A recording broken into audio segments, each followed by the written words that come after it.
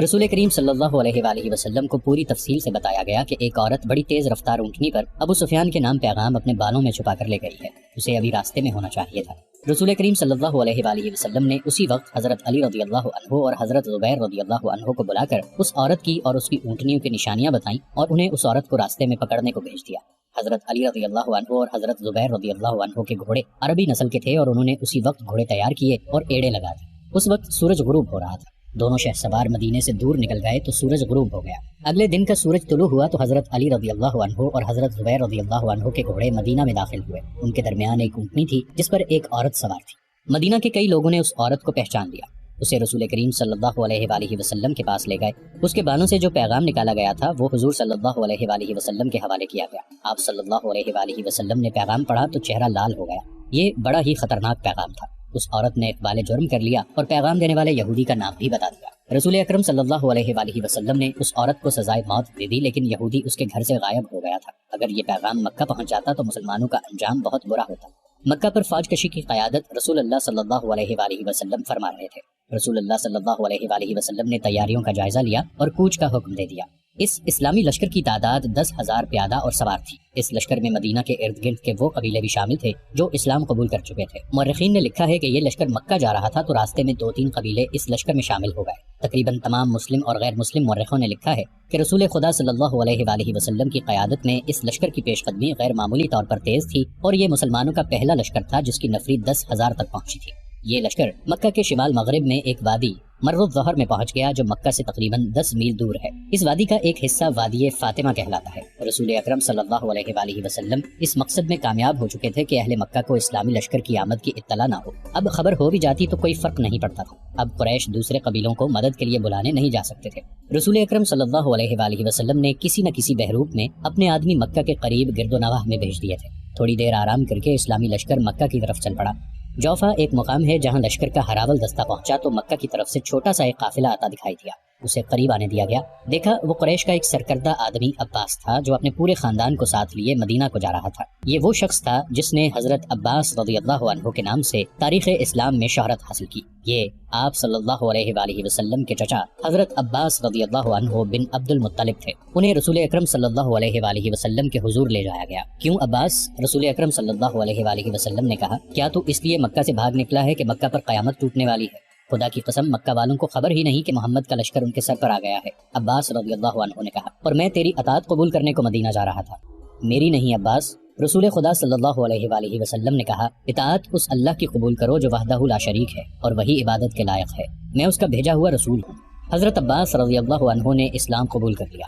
رسول کریم صلی اللہ علیہ وآلہ وسلم نے انہیں گلے لگا لیا۔ عباس رضی اللہ عنہ بن عبد المطلب آپ صلی اللہ علیہ وآلہ وسلم سے تقریباً 3 سال بڑے تھے اور آپ صلی اللہ علیہ وآلہ وسلم بچپن میں ان کے ساتھ کھیلا کرتے تھے۔ حضرت عباس رضی اللہ عنہ بن عبد المطلب کے قبول اسلام کے وقت کے حوالے سے اختلاف پایا جاتا ہے۔ مشہور قول یہ ہے کہ آپ رضی اللہ عنہ غزوہ خیبر کے بعد اسلام قبول کر چکے تھے اور حضور صلی اللہ علیہ وآلہ وسلم کی ہدایت پر ہی اب تک مکہ میں مقیم تھے۔ آپ صلی اللہ علیہ وآلہ وسلم کو مسرت اس سے ہوئی کہ اہل قریش مکہ میں بے فکر اور بے غم بیٹھے تھے۔ حضرت عباس رضی اللہ عنہ نے جب یہ صورتحال دیکھی تو انہوں نے رسول اللہ صلی اللہ علیہ وآلہ وسلم سے کہا کہ اہل قریش آخر ہمارا اپنا خون ہے، 10,000 کے اس لشکر کے قدموں میں قریش کے بچے اور عورتیں بھی کچلی جائیں گی۔ عباس رضی اللہ عنہ نے رسول اللہ صلی اللہ علیہ وآلہ وسلم کو یہ بھی بتایا کہ قریش میں اسلام کی قبولیت کی ایک لہر پیدا ہو گئی ہے، کیا یہ مناسب نہ ہوگا کہ انہیں صلح کا ایک اور موقع دیا جائے؟ رسول اکرم صلی اللہ علیہ وآلہ وسلم نے عباس رضی اللہ عنہ سے کہا کہ وہ ہی مکہ جائیں گے اور ابو سفیان سے کہیں کہ مسلمان مکہ پر قبضہ کرنے آ رہے ہیں، اگر اہل مکہ نے مقابلہ کیا تو کسی کو زندہ نہیں چھوڑا جائے گا، مکہ شہر مسلمانوں کے حوالے کر دیا جائے۔ رسول اکرم صلی اللہ علیہ وآلہ وسلم نے عباس رضی اللہ عنہ کو نہ صرف مکہ جانے کی اجازت دی بلکہ انہیں اپنا خچر بھی دیا جو آپ صلی اللہ علیہ وآلہ وسلم گھوڑے کے علاوہ اپنے ساتھ رکھتے تھے۔ ابو سفیان مدینہ سے جو تاثر لے کر گیا تھا وہ اس کے لیے بڑا ہی ڈراؤنا اور خطرناک تھا۔ وہ تجربے کار آدمی تھا، وہ مسلمانوں کی شجاعت اور عزم کی پختگی سے بھی واقف تھا۔ اسے ہر لمحے دھڑکا لگا رہتا تھا کہ مسلمان مکہ پر حملہ کریں گے۔ اس کی بیوی ہند، اس کے سالار اکرمہ اور صفوان اس کا حوصلہ بڑھاتے رہتے تھے، لیکن اسے اپنی ذاتی وقار اور اپنے قبیلے کی تباہی نظر آ رہی تھی۔ وہ ہر وقت بے چین رہنے لگا تھا۔ ایک روز وہ اس قدر بے چین ہوا کہ گھوڑے پر سوار ہو کر مکہ سے باہر چلا گیا۔ اس کی کوئی حس اسے بتا رہی تھی کہ کچھ ہونے والا ہے۔ اس کے دل پر گھبراہٹ طاری ہوتی چلی گئی۔ اس نے اپنے آپ سے کہا، ہوگا یہی کہ مسلمان مکہ پر حملہ کرنے آ جائیں گے۔ یہ سوچ کر وہ یہ دیکھنے کے لیے مدینہ کے راستے پر ہو لیا کہ مدینہ کی فوج آ ہی تو نہیں گئی۔ اسے ایسے محسوس ہو رہا تھا جیسے ہوا کی بو بھی بدلی بدلی سی ہے۔ وہ ان سوچوں میں گم مکہ سے چند میل دور نکل گیا۔ اسے عباس رضی اللہ عنہ ایک خچر پر سوار اپنی طرف آتے دکھائی دیے۔ وہ رک گئے۔ عباس، اس نے پوچھا، کیا تم اپنے پورے خاندان کے ساتھ نہیں گئے تھے؟ واپس کیوں آ گئے ہو؟ میرے خاندان کی مت پوچھ ابو سفیان، عباس رضی اللہ عنہ نے کہا۔ مسلمانوں کے 10,000 پیادوں، گھڑ سواروں اور شتر سواروں کا لشکر مکہ کے اتنے قریب پہنچ چکا ہے جہاں سے چھوڑے ہوئے تیر مکہ کے دروازوں میں لگ سکتے ہیں۔ کیا تو مکہ کو اس لشکر سے بچا سکتا ہے؟ کسی کو مدد کے لیے بلا سکتا ہے؟ صلح کا معاہدہ تیرے سالاروں نے توڑا ہے۔ محمد، جسے میں اللہ کا رسول صلی اللہ علیہ وآلہ وسلم مان چکا ہوں، سب سے پہلے تجھے قتل کریں گے۔ اگر تو میرے ساتھ رسول اللہ صلی اللہ علیہ وآلہ وسلم کے پاس چلا جائے تو میں تیری جان بچا سکتا ہوں۔ خدا کی قسم، میں جانتا تھا مجھ پر یہ وقت بھی آئے گا، ابو سفیان نے کہا۔ چل، میں تیرے ساتھ چلتا ہوں۔ شام کے بعد عباس رضی اللہ عنہ ابو سفیان کو ساتھ لیے ہوئے مسلمانوں کے پڑاؤ میں داخل ہوئے۔ حضرت عمر رضی اللہ عنہ کیمپ کے پہرے داروں کو دیکھتے پھر رہے تھے۔ انہوں نے ابو سفیان کو دیکھا تو آگ بگولا ہو گئے۔ کہنے لگے کہ اللہ کے دین کا یہ دشمن ہمارے پڑاؤ میں رسول اللہ صلی اللہ علیہ وآلہ وسلم کی اجازت کے بغیر آیا ہے۔ عمر رضی اللہ عنہ رسول اللہ صلی اللہ علیہ وآلہ وسلم کے خیمے کی طرف دوڑ پڑے۔ وہ ابو سفیان کے قتل کی اجازت لینے گئے تھے، لیکن عباس رضی اللہ عنہ بھی پہنچ گئے۔ رسول اکرم صلی اللہ علیہ وآلہ وسلم نے انہیں صبح آنے کو کہا۔ عباس رضی اللہ عنہ نے ابو سفیان کو رات اپنے پاس رکھا۔ ابو سفیان، صبح رسول کریم صلی اللہ علیہ وآلہ وسلم نے ابو سفیان سے پوچھا، کیا تو جانتا ہے کہ اللہ وحدہ لا شریک ہے اور وہی معبود ہے اور وہی ہم سب کا مددگار ہے؟ میں نے یہ ضرور مان لیا ہے کہ جن بتوں کی عبادت میں کرتا رہا ہوں وہ بتوں کے سوا کچھ بھی نہیں۔ ابو سفیان نے کہا، وہ میری کوئی مدد نہیں کر سکتے۔ پھر یہ کیوں نہیں مان لیتا کہ میں اس اللہ کا رسول ہوں جو معبود ہے؟ رسول کریم صلی اللہ علیہ وآلہ وسلم نے پوچھا، میں شاید یہ نہ مانوں کہ تم اللہ کے رسول ہو۔ ابو سفیان ہاری ہوئی سی آواز میں بولا۔ ابو سفیان، عباس رضی اللہ عنہ نے قہر بھری آواز میں کہا، کیا تو میری تلوار سے اپنا سر تن سے جدا کرانا چاہتا ہے؟ عباس رضی اللہ عنہ نے رسول کریم صلی اللہ علیہ وآلہ وسلم سے کہا، یا رسول اللہ صلی اللہ علیہ وآلہ وسلم، ابو سفیان ایک قبیلے کا سردار ہے، باوقار اور خوددار بھی ہے، یہ ملتجی ہو کے آیا ہے۔ ابو سفیان پر کچھ ایسا تاثر ہوا کہ اس نے بے اختیار کہا، محمد اللہ کے رسول ہیں، میں نے تسلیم کر لیا، میں نے مان لیا، جاؤ۔ رسول کریم صلی اللہ علیہ وآلہ وسلم نے فرمایا، مکہ میں اعلان کر دو کہ مکہ کے وہ لوگ مسلمانوں کی تلواروں سے محفوظ رہیں گے جو ابو سفیان کے گھر میں داخل ہو جائیں گے، اور وہ لوگ محفوظ رہیں گے جو مسجد میں داخل ہو جائیں گے، اور وہ لوگ محفوظ رہیں گے جو اپنے دروازے بند کر کے اپنے گھروں میں رہیں گے۔ ابو سفیان رضی اللہ عنہ اسی وقت مکہ کو روانہ ہو گئے، اور رسول اکرم صلی اللہ علیہ وآلہ وسلم نے صحابہ کرام رضی اللہ عنہ کے ساتھ اس مسئلے پر تبادلہ خیال شروع کر دیا کہ مکہ میں اکرمہ اور صفوان جیسے ماہر اور دلیر سالار موجود ہیں، وہ مقابلہ کیے بغیر مکہ پر قبضہ نہیں ہونے دیں گے۔ اونٹ بہت تیز دوڑتا چلا آ رہا تھا۔ جب وہ مکہ کے قریب پہنچا تو اس کے سوار نے چلانا شروع کر دیا، عزا اور حبل کی قسم، مدینہ والوں کا لشکر مر الزہر میں پڑاؤ کیے ہوئے ہے، اور میں نے اپنے سردار ابو سفیان کو وہاں جاتے ہوئے دیکھا ہے۔ اہل قریش ہوشیار ہو جاؤ، محمد کا لشکر آ رہا ہے۔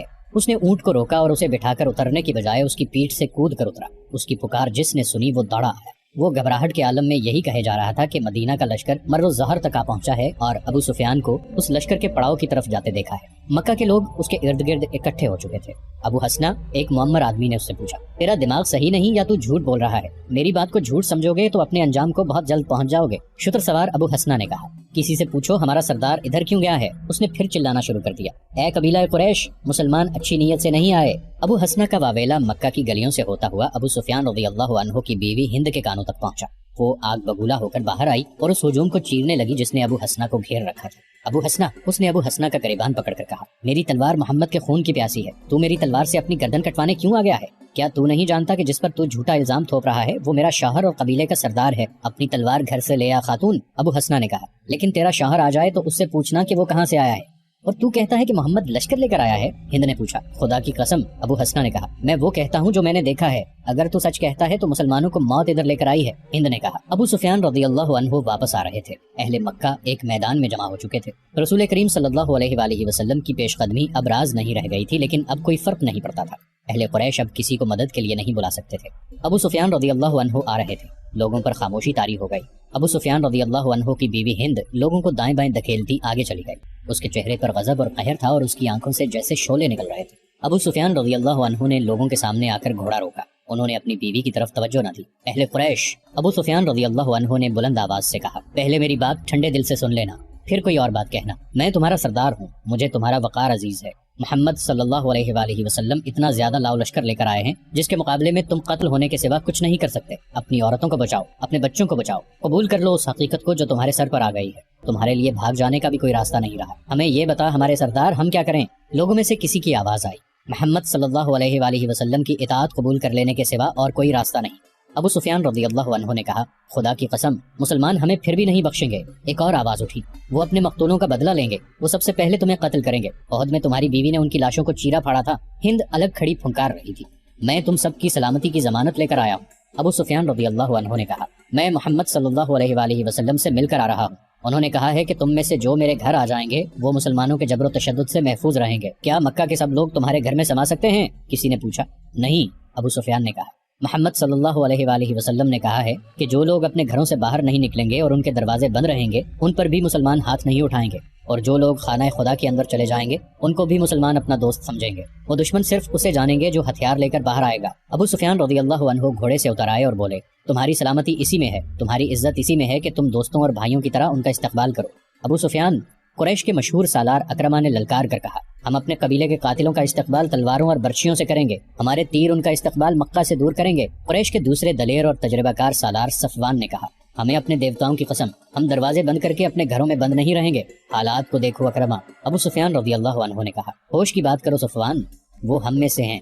آج خالد محمد صلی اللہ علیہ وآلہ وسلم کے ساتھ جا ملا ہے، تو مت بھول کہ اس کی بہن فاختہ تمہاری بیوی ہے۔ کیا تو اپنی بیوی کے بھائی کو قتل کرے گا؟ کیا تجھے یاد نہیں رہا کہ میری بیٹی حبیبہ محمد صلی اللہ علیہ وآلہ وسلم کی بیوی ہے؟ کیا تو یقین نہیں کرے گا کہ میں اپنے قبیلے کی عزت اور ناموس کی خاطر مدینہ گیا تو میری اپنی بیٹی نے میری بات سننے سے انکار کر دیا تھا؟ میں محمد صلی اللہ علیہ وآلہ وسلم کے گھر میں چارپائی پر بیٹھنے لگا تو حبیبہ نے میرے نیچے سے چارپائی پر بچھی ہوئی چادر کھینچ لی تھی کہ اس مقدس چادر پر رسول اللہ صلی اللہ علیہ وآلہ وسلم کا دشمن نہیں بیٹھ سکتا، باپ اپنی بیٹی کا دشمن نہیں ہو سکتا۔ صفوان، مکہ کے لوگوں میں اکرمہ اور صفوان اور 2-3 اور آدمیوں کے سوا اور کسی کی آواز نہیں سنائی دے رہی تھی۔ مورخوں نے لکھا ہے کہ قبیلہ قریش کی خاموشی ظاہر کرتی تھی کہ ان لوگوں نے ابو سفیان رضی اللہ عنہ کا مشورہ قبول کر لیا ہے۔ ابو سفیان رضی اللہ عنہ کے چہرے پر اطمینان کا تاثر آ گیا، مگر ان کی بیوی ہند جو الگ کھڑی پھنکار رہی تھی تیزی سے ابو سفیان رضی اللہ عنہ کی طرف بڑھی اور ان کی مونچھیں جو خاصی بڑی تھیں اپنے دونوں ہاتھوں میں پکڑ لی۔ میں سب سے پہلے تجھے قتل کروں گی، ہند نے ابو سفیان کی مونچھیں زور زور سے کھینچتے ہوئے کہا۔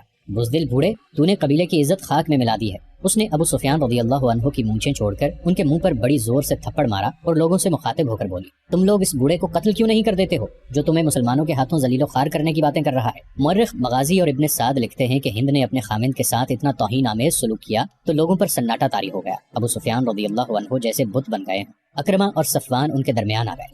ہم لڑیں گے ہند، صفوان نے کہا، اسے جانے دے، اس پر محمد کا جادو چل گیا ہے۔ ابو سفیان رضی اللہ عنہ خاموش رہے۔ شام تک اہل قریش 2 حصوں میں بٹ چکے تھے، زیادہ تر لوگ لڑنے کے حق میں نہیں تھے، باقی سب اکرمہ، صفوان اور ہند کا ساتھ دے رہے تھے۔ شام کے بعد صفوان اپنے گھر گیا۔ اس کی بیوی جس کا نام فاختہ تھا خالد رضی اللہ عنہ بن ولید کی بہن تھی، وہ بھی ابو سفیان رضی اللہ عنہ کی بات سن چکی تھی۔ کیا میں نے ٹھیک سنا ہے کہ تم اپنے قبیلے کے سردار کی نافرمانی کر رہے ہو؟ فاختہ نے صفوان سے پوچھا۔ اگر فرما برداری کرتا ہوں تو پورے قبیلے کا وقار تباہ ہوتا ہے۔ قبیلے کا سردار بزدل ہو جائے تو قبیلے والوں کو بزدل نہیں ہونے چاہیے۔ سردار اپنے قبیلے کے دشمن کو دوست بنا لے تو وہ قبیلے کا دوست نہیں ہو سکتا۔ کیا تم مسلمانوں کا مقابلہ کرو گے؟ فاختہ نے پوچھا۔ تو کیا تم یہ پسند کرو گی کہ تمہارا شوہر اپنے گھر کے دروازے بند کر کے اپنی بیوی کے پاس بیٹھ جائے اور دشمن اس کے دروازے کے سامنے دندناتا پھرے؟ کیا میرے بازو ٹوٹ گئے ہیں؟ کیا میری تلوار ٹوٹ گئی ہے؟ کیا تم اس لاش کو پسند نہیں کرو گی جو تمہارے گھر میں لائی جائے اور سارا قبیلہ کہے گا کہ یہ ہے تمہارے خامند کی لاش جو بڑی بہادری سے لڑتا ہوا مارا گیا ہے؟ یا تم اس شوہر کو پسند کرو گی جو تمہارے پاس بیٹھا رہے اور لوگ تمہیں کہیں گے کہ یہ ہے ایک بزدل اور بے وقار آدمی کی بیوی جس نے اپنی بستی اور اپنی عبادت کا اپنے دشمن کے حوالے کر دی؟ تم مجھے کس حال میں دیکھنا پسند کرو گی؟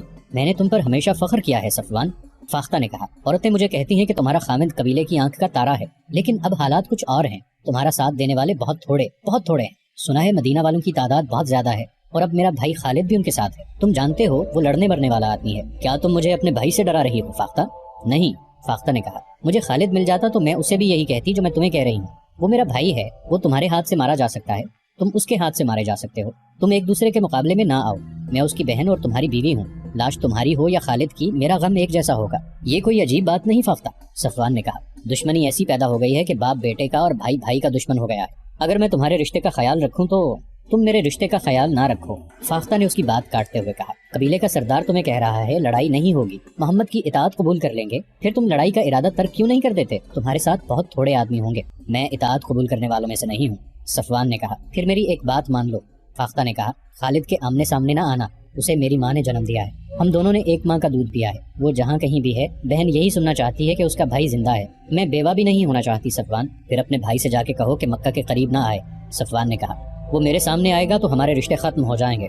فاختہ کے آنسو صفوان کے ارادوں کو ذرا بھی متزلزل نہ کر سکے۔ رسول کریم صلی اللہ علیہ وآلہ وسلم نے ایک اور انتظام کیا۔ انہوں نے چند ایک آدمی مختلف بحروپوں میں مکہ کے ارد گرد چھوڑ رکھے تھے۔ ان کا کام یہ تھا کہ مکہ سے کوئی آدمی باہر نکل کر کہیں جاتا نظر آئے تو اسے پکڑ لیں۔ جاسوسی کا یہ اہتمام اس لیے کیا گیا تھا کہ قریش اپنے دوست قبائل کو مدد کے لیے نہ بلا سکے۔ دوسرے ہی دن 2 شتر سواروں کو پکڑا گیا جو عام طور سے مسافر معلوم ہوتے تھے۔ انہیں مسلمانوں کے پڑاؤ میں لے جایا گیا۔ 1-2 دھمکیوں سے ڈر کر انہوں نے اپنی اصلیت ظاہر کر دی۔ ان میں سے ایک یہودی تھا اور دوسرا قبیلہ قریش کا۔ وہ مکہ سے چند میل دور کے رہنے والے قبیلے بنو بکر کے ہاں یہ اطلاع لے کر جا رہے تھے کہ مسلمان مر الظہر میں پڑاؤ کیے ہوئے ہیں۔ بنو بکر کو یہ بھی پیغام بھیجا جا رہا تھا کہ وہ مسلمانوں پر شب خون ماریں اور 2 اور قبیلوں کو بھی اپنے ساتھ ملا لیں۔ پیغام میں یہ بھی تھا کہ مسلمان مکہ کو محاصرے میں لے لیں تو بنو بکر اور دوسرے قبیلے عقب سے ان پر حملہ کر دیں۔ ان سے پوچھا گیا کہ مکہ میں لڑائی کی تیاریاں کس پیمانے پر ہو رہی ہیں۔ انہوں نے بتایا کہ ابو سفیان لڑائی نہیں چاہتا اور مکہ والوں کی اکثریت اس کے ساتھ ہے۔ صرف اکرمہ اور صفوان لڑیں گے، لیکن ان کے ساتھ بہت تھوڑے آدمی ہیں۔ ان دونوں آدمیوں کو ابو سفیان نے نہیں، اکرمہ اور صفوان نے بھیجا تھا۔ رسول کریم صلی اللہ علیہ وآلہ وسلم نے اپنے سالاروں وغیرہ سے کہا کہ مکہ میں یہ فرض کر کے داخل ہوا جائے کہ قریش شہر کے دفاع میں لڑیں گے۔ آپ صلی اللہ علیہ وآلہ وسلم نے اپنی فوج کو 4 حصوں میں تقسیم کیا۔